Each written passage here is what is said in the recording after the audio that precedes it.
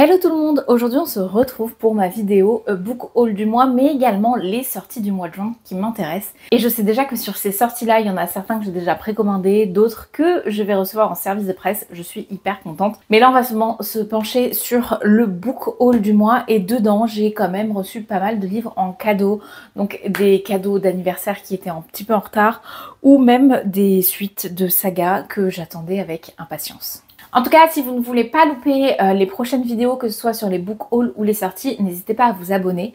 Mettez en commentaire les livres que vous avez achetés ce mois-ci et ceux que vous voulez acheter pour le mois prochain. Et n'oubliez pas le petit like, ça fait toujours plaisir.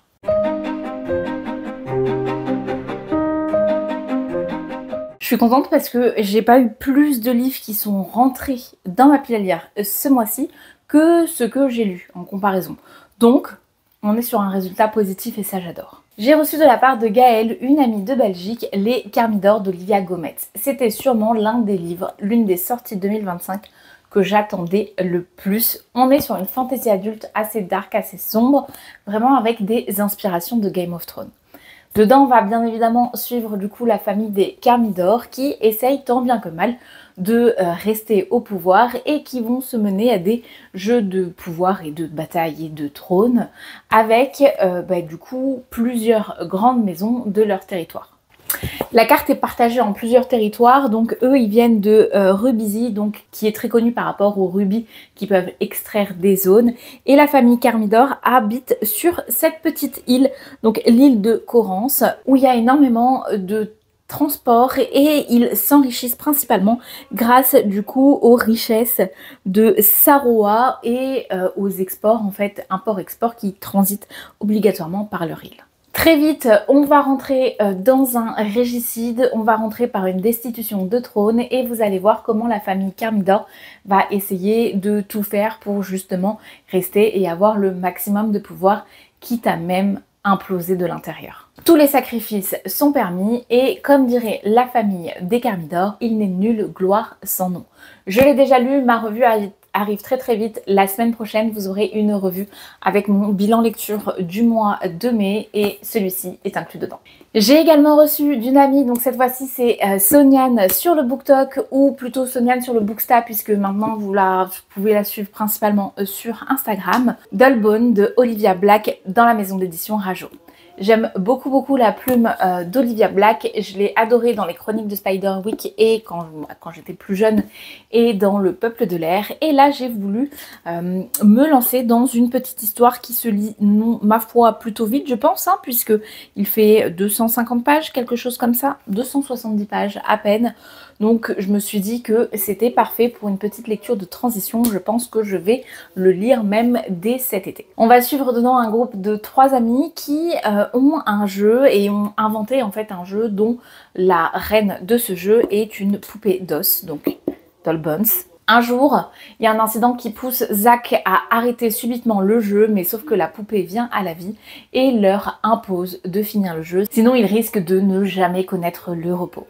Ça a l'air d'être un conte assez sombre, j'ai très hâte de le découvrir. Ensuite, j'ai eu de mon mari Glow the Everflame, qui est le deuxième tome de Spark of the Everflame. Dans cette histoire, on va suivre Diem qui aimerait bien échapper à son quotidien assez misérable. Un jour, sa mère disparaît et elle va prendre la décision de prendre son rôle en tant que guérisseuse du palais. Le problème, c'est que dans le palais, c'est les descendants qui y vivent et les descendants sont connus pour être quand même assez cruels. Malgré tout le monde qui lui dit de rester quand même assez éloignée du palais et surtout du prince, elle va en faire qu'à sa tête et quand même embarquer dans une histoire et dans un jeu de pouvoir afin de savoir exactement qu'est-ce qu'il est advenu de sa mère Aurélie et de découvrir un petit peu tous les secrets qu'elle apprend au fur et à mesure de son enquête. J'ai trouvé le tome 1 il était vraiment haletant, la plume était vraiment belle. Pour un livre de romantasy, c'est vrai que j'ai pas l'habitude d'avoir une plume qui est aussi belle. J'aime vraiment beaucoup, j'ai très bien accroché et l'histoire est incroyable, je trouve. Certes, elle n'est pas novatrice, ce n'est pas quelque chose de absolument spectaculaire que vous n'avez jamais vu, mais on est vite happé par l'univers et je sais que le tome 3 sort très bientôt, donc j'espère bien évidemment lire ce tome 2 très rapidement. Ensuite, toujours Sonia, donc qui m'a offert Dull Bones, elle m'a également acheté le tome 1 du Sang et la Cendre. J'ai le format déjà en poche, mais j'aime tellement la saga que je voulais le format en relié et donc elle me l'a offert. Il était dans une wishlist pour mon anniversaire, elle me l'a envoyé et je suis trop contente. Dans cette histoire, on va suivre Poppy. Poppy qui est une promise de pureté et qui n'a jamais connu de plaisir charnel. Un jour, son garde du corps va mourir suite à une mission et il est remplacé par un mystérieux Hawk. Hawk va donc se lier un petit peu d'amitié ou pas du tout avec elle et vous allez voir qu'elle a un petit peu envie de mettre tout ce pourquoi elle est destinée de côté. Le problème, c'est que sa destinée est quand même assez importante puisque il n'y a visiblement que elle qui peut sauver le royaume. C'est le premier tome d'une très longue saga. J'ai acheté la suite également ce mois-ci, qui est juste là, et j'ai surtout pas mal lu. J'ai lu 2 tomes au mois de mai de cette saga-là, je vais vous en parler également très vite. Le tome de la même saga que j'ai acheté, c'est celui-ci, Une lumière dans la flamme, mais en fait, c'est pas tout à fait la même saga puisque c'est le préquel. Dans le préquel, on va suivre Nyktos et Seraphina, qui sont des ancêtres, si on peut dire ça, de Poppy. Bref, il faut lire pour comprendre, j'ai pas envie de trop vous spoiler, mais ça fait partie de la même histoire et je l'ai acheté et je suis en cours de lecture. C'est-à-dire que là, je suis à peu près à 60% du livre.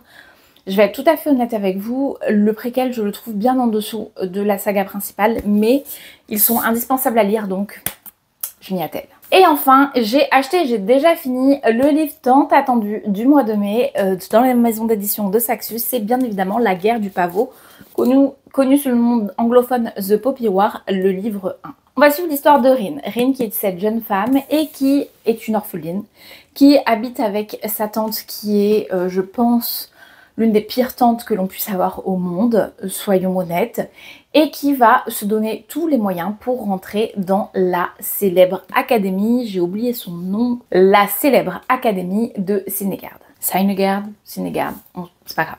C'est pas ça le plus important. Contre toute attente, elle va réussir à passer toutes les étapes et elle va intégrer cette académie, mais elle va se rendre compte que même là, même si on faisait partie des premiers de sa région, une fois qu'on est à l'académie, on est quand même bien en dessous de tout le monde qui ont toujours grandi dans des contextes très privilégiés par rapport à elle. Elle a de la chance, elle se fait repérer par un des professeurs qui découvre en elle des talents un petit peu de chamaniste et qui va l'aider à développer son pouvoir. Malheureusement et assez subitement, la fédération de Mengen va une nouvelle fois, donc pour la 3e fois, envahir les terres de l'empire de Nikan et du coup ils vont être propulsés dans une guerre avec énormément de jeux de pouvoir auxquels Rin ne s'y attendait pas vraiment. J'ai trouvé cette lecture hyper addictive, j'ai vraiment beaucoup apprécié ce livre, même si j'ai trouvé quand même pas mal de défauts. Je vais les approfondir un petit peu plus dans ma vidéo de la semaine prochaine avec mon bilan lecture parce que bien évidemment, à peine je l'ai eu entre les mains, j'ai pas pu m'empêcher de le débuter. C'est tout pour mon book haul. On va passer maintenant aux sorties du mois de juin qui m'intéressent. Le 4 juin, vous avez le 8e tome, donc la suite de L'Or Olympus. Là, ici, c'est le premier tome en version reliée chez Hugo BD qui est écrit par Rachel Smith. C'est un webtoon et une réécriture de Hadès et Perséphone. J'aime beaucoup ce livre parce que je trouve que ça se lit très vite, c'est hyper addictif et il cartonne et honnêtement je comprends pourquoi. Vous allez suivre donc l'histoire de Perséphone qui est catapultée dans un monde urbain plutôt actuel, c'est-à-dire que c'est vraiment un monde similaire au nôtre, sauf que dans ce monde-là, les dieux de l'Olympe cohabitent avec les humains. Je trouve ce livre vraiment magnifique avec des illustrations à l'intérieur vraiment incroyables. J'aime beaucoup la colorimétrie, j'aime beaucoup l'intensité qu'il y a dans les émotions et j'aime beaucoup les termes abordés et surtout comment ils sont abordés au fur et à mesure de la lecture. Bien évidemment, Perséphone, comme le dit le mythe, a toujours été enfermée par sa mère Déméter et le jour où elle décide de rentrer dans la vie active et de reprendre des cours, elle va tomber sur des bonnes personnes comme sur des mauvaises. Elle va faire la rencontre de Hadès et par chance, elle va trouver un travail, un stage dans les enfers. Je sais que vous avez, il me semble, les 3 ou 4 premiers tomes qui sont sortis en format poche, mais la série, la saga a été discontinue en format poche, donc si vous voulez tous les lire dans le même format, la collection devra se faire obligatoirement en format broché. On est sur un tarif de 25 €, donc je comprends que ça peut faire quand même assez cher, mais vraiment pour la qualité, la beauté et bien évidemment l'histoire à l'intérieur, je vous les conseille fortement. Toujours le 4 juin, vous avez l'Empire du Lotus de Tasha Suri. J'ai pas lu ni le 1 ni le 2, mais il y a eu des promotions donc sur Amazon Kindle très récemment qui ont fait que vous pouviez les acheter pour 5 € et je les ai mis dans ma bibliothèque bien évidemment. Dans le royaume d'Aeronia, l'ère des fleurs s'est arrêtée avec le terrible règne du cruel Parija. Les yakshas de la magie ancienne se sont tous réfugiés dans une forêt, mais la rébellion, elle couve. Au cœur du chaos, vous allez suivre Malini, qui est donc la princesse Parija, et qui est retenue captive par de la drogue. Et vous allez suivre également Priya, qui est une servante avec certains pouvoirs oubliés. Toutes les deux vont commencer à se rapprocher et à s'allier, à créer des liens aussi inattendus qu'interdits. Et elles vont devoir faire des choix difficiles alors que dehors, la rébellion commence. C'est une fantaisie adulte, visiblement avec des inspirations indiennes qui me tentent beaucoup et peut-être que je vais me laisser tenter dans pas très longtemps. Le 4 juin toujours, vous avez le tome 2 de Curious Tides, donc de Pascal Lascelles aux éditions Big Bang. Dans cette histoire, vous allez suivre Emory et son cursus scolaire, donc de 2e année. Le problème, c'est qu'à la fin de la première année, elle est allée dans une grotte avec pas mal d'amis et énormément de ses amis, enfin tous même, sont morts et c'est la seule rescapée. Depuis ce jour, elle a des pouvoirs un petit peu incontrôlables et elle essaye de s'isoler tant bien que mal, mais elle arrive à trouver de l'aide auprès de... j'ai oublié son nom... auprès de Baz, qui est le frère de sa meilleure amie qui est décédée dans cet accident dans la grotte. Il aide un petit peu à se maîtriser, mais un jour, un des disparus, un des noyés, refait surface pour mourir quelques temps après. Elle va donc décider de mener l'enquête pour savoir exactement ce qui s'est passé parce que même ses propres souvenirs à elle sont assez flous et elle va découvrir qu'il y a beaucoup plus de secrets qu'elle ne le pensait au sein de son école de magie. J'avais adoré vraiment cette histoire-là puisque je trouvais que pour un récit young adulte, il y avait vraiment un système de magie hyper étoffé et hyper riche et j'avais apprécié cette partie-là en plus de l'enquête qui devait être menée. Je me souviens l'avoir lu dès sa sortie et avoir été tellement déçue de devoir attendre presque 1 an pour lire la suite tant la fin m'avait intriguée. Eh bien ce sera chose faite puisque celui-ci je sais de source sûre que je vais le lire pour le mois de juin. Le 5 juin, maintenant, on passe sur Une mélodie de cendres et de lune, qui est, je ne le savais pas du tout, le tome 2 de Une couronne de verre et de lierre, ou de lierre et de verre, je ne sais plus. Bref, je vous mets les images ici. Gemma mène une vie de rêve entre bals et fêtes mondaines. Malgré cela, elle n'est pas heureuse. Sa sœur Mara lutte avec l'ordre des roses contre la magie de la brume. Son père et son autre sœur Farine, eux, élaborent secrètement des plans pour détruire la famille basque. Sa mère a disparu des années auparavant et ça la laisse seule dans un désespoir et dans une maison pleine de deuil. Bien que sa famille détient la magie des dieux, elle y est complètement allergique. Elle ne peut pas s'en approcher, à chaque fois elle tombe malade et vraiment elle peut pas être en contact avec cette magie-là. Heureusement, Talan, un jeune homme déterminé à rétablir l'honneur de sa famille, semble être le seul capable de l'aider et d'apaiser les souffrances de Gemma. Seul problème, elle reste toujours méfiante envers cet inconnu, même s'il a quand même son charme. Ça a été une romantaisie qui à l'époque a été vendue comme un croisement de l'univers de Bridgerton. Et donc forcément il m'avait intéressée mais j'avais jamais sauté le pas parce que j'avais entendu quand même pas mal de revues assez négatives dessus. Mais je pense que je devrais me faire mon propre avis et surtout essayer de le lire après une bonne grosse fantaisie. Je pense que ça ne peut pas me faire de mal. Le 11 juin, Brajlon sort une pépite, vraiment. Une édition collector du Sorceleur, donc The Witcher, écrit par Andrzej Sapkowski. Je vous mets l'image ici, le livre a l'air magnifique. Celui-là, je vais me l'acheter, c'est sûr. The Witcher, on va suivre l'histoire de Geralt, donc Geralt de Rive, qui est un sorceleur. Donc un sorceleur, c'est un enfant qui a été entraîné dans un château et qui a subi plusieurs mutations génétiques afin de pouvoir combattre des monstres et des engeances qui sont sortis donc de terre suite à une éclipse. Si je me souviens bien, ça fait un très long moment que j'ai pas joué au jeu. Pour la faire courte, il y a 2 mondes qui sont rentrés en collision. Dans l'un de ces mondes, il y avait beaucoup de bêtes affreuses. Dans l'autre, il y avait les humains, et donc les humains et aussi les magiciens, les nains, etc. Ils sont rentrés en collision, plus ou moins, d'accord, et du coup, toutes les créatures mauvaises sont arrivées sur la terre des humains et des nains et des magiciens, etc. Donc pour pouvoir vaincre ces engences, eh bien il y a eu les sorceleurs qui ont été créés, et les sorceleurs vont voyager un petit peu partout sur le territoire pour arriver à avoir des contrats et tuer ces bêtes. Et c'est grâce à ces contrats-là qu'ils vont subvenir à leurs propres besoins. Sauf que ça fait des années que c'est arrivé et que maintenant les sorceleurs ne sont pas très bien vus. Et donc à chaque fois que Geralt va dans un endroit, il est souvent très mal reçu et les sorceleurs sont souvent assez insultés et décriés par la population. Lui surtout en particulier a une réputation assez macabre à cause de quelque chose qui s'est passé en particulier dans son passé. Mais vous allez découvrir tout ça dans le livre si vous n'avez pas vu la série. Il y a aussi un jeu qui est inspiré de cet univers-là. Moi j'ai connu cet univers-là grâce à ce jeu. J'ai lu le premier tome et une partie du deuxième tome à la suite d'avoir fini The Witcher 1, 2 et surtout le 3 que j'ai poncé. Mais quand je vous dis que je l'ai poncé, je crois que je suis à plus de 350 heures dessus. Il est vraiment incroyable. Et donc je me suis lancée dans la saga, mais j'ai jamais pris le temps de la continuer. Et là, la sortie en format relié, vraiment avec une édition aussi magnifique, ne peut me donner que l'envie de continuer. Si vous ne connaissez pas l'univers, allez-y, parce que vraiment, Andrzej a réalisé un univers et un royaume absolument incroyable.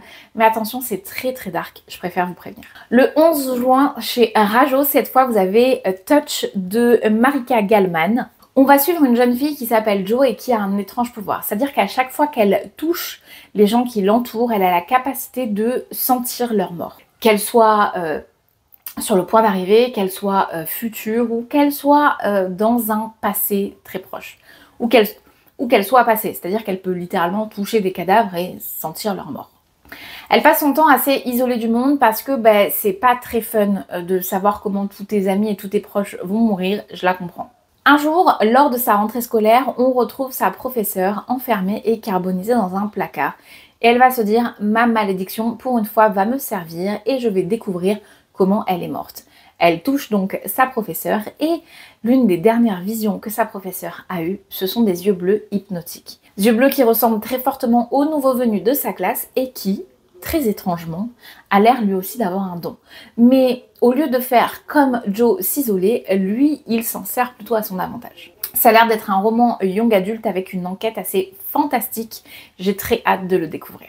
Le 18 juin, vous avez enfin la suite de Four Wings et donc de Iron Flame. Le 3e tome s'appelle Onyx Storm et j'ai très hâte de le découvrir. Dans Onyx Storm, on va suivre l'histoire de Violette qui est une fille qui est dévouée à devenir scribe. Sauf que sa mère, c'est un des commandants. Et sa mère a décidé que sa fille ne serait pas scribe. Sa fille sera comme son frère et sa sœur précédemment, un cavalier. Enfin, une cavalière du coup. Elle va donc l'envoyer dans une école, mais pas n'importe laquelle, celle pour devenir cavalière. Le problème, c'est que Violette a une maladie qui fait que ses articulations sont quand même très fragiles et que pour elle, avoir des entraînements au combat, des entraînements de force, etc., c'est pas évident tous les jours. Cerise sur le gâteau, celui qui va se retrouver à l'entraîner, c'est personne d'autre que Xaden. Xaden, c'est l'ennemi juré de sa mère, puisque la mère de Violette a fait tuer les parents de Xaden et tout son peuple. Elle va devoir donc survivre dans une école meurtrière, peuplée de dragons, peuplée d'ennemis, et elle va découvrir également que l'armée et la guerre cachent pas mal de secrets. J'ai adoré cette première lecture que j'avais fait en lecture commune, pareil pour le tome 2. J'attends avec impatience le tome 3, je sais qu'il y a quelques-unes de mes copines qui l'ont lu déjà en VO et qui attendent également d'en parler avec nous. J'espère juste une chose, c'est que la police d'écriture ne sera pas aussi minuscule que celui de Iron Flame, parce que vraiment, il fallait sortir la loupe pour le lire celui-là. Et enfin, le 19 juin, un livre que je trouve de toute beauté, vraiment. Je crois qu'il sort chez De Saxus ou chez Sabran, je sais plus. Il me semble que c'est Sabran, mais j'en suis pas sûre à 100%. On va dire De Saxus, parce que Sabran appartient à De Saxus. Les vestiges du temps de Rachel Moore. C'est une réécriture du légendaire vase de Vénus qui promet amour, richesse et reconnaissance à celui qui le trouve. On va suivre Margot Rod qui décolle pour Pompéi avec sa classe et qui tombe sur le journal d'un archéologue disparu, Van Kane. Grâce à ce journal, elle va se lancer dans la quête pour retrouver les 5 tessons et reconstituer le vase. Elle va tomber sur un temple oublié et dans ce temple-là, elle va trouver une statue qui ressemble étrangement à l'archéologue. Tout à coup, la statue va prendre vie et Margot découvre que son archéologue qu'elle a apprécié et qu'elle a connu à travers les pages de son journal est absolument différent à ce à quoi elle pensait. Malgré son caractère rustre et taciturne, ils vont devoir faire équipe pour pouvoir rassembler toutes les pièces du puzzle et retrouver ce fameux vase. C'est une romance à tendance historique, même si je crois que ça se déroule quand même dans notre monde. J'en suis pas sûre, mais voilà, mais plutôt côté young adulte. J'ai très hâte de découvrir cette histoire. La beauté du livre est incroyable, vraiment, je me le répète, mais je me rappelle être tombée sur la publication de Saxus il y a un bon moment avec celui-ci et je me suis dit waouh, il est vraiment magnifique. Je trouve que de Saxus, depuis la sortie des éditions de The Bone Season, ils font un travail absolument incroyable. Ils ont répété l'exploit avec du coup la guerre du pavot, même si je sais que beaucoup n'aiment pas le jaspage. Bon, c'est vrai que il est pas incroyablement beau non plus le jaspage, mais on est sur un livre avec des illustrations à l'intérieur. On est sur un travail et une qualité absolument incroyable. Les pages sont vraiment très qualitatives malgré le fait qu'elles soient très très blanches. Mais regardez-moi ça, c'est trop beau. Enfin, vraiment, ce livre est incroyable. Et je trouve que leur sortie en fait en relié est de plus en plus qualitative et j'apprécie fortement. J'en ai fini pour cette vidéo, je vous souhaite une très bonne journée, merci de m'avoir regardé jusqu'au bout et je vous dis à très bientôt pour de nouvelles vidéos.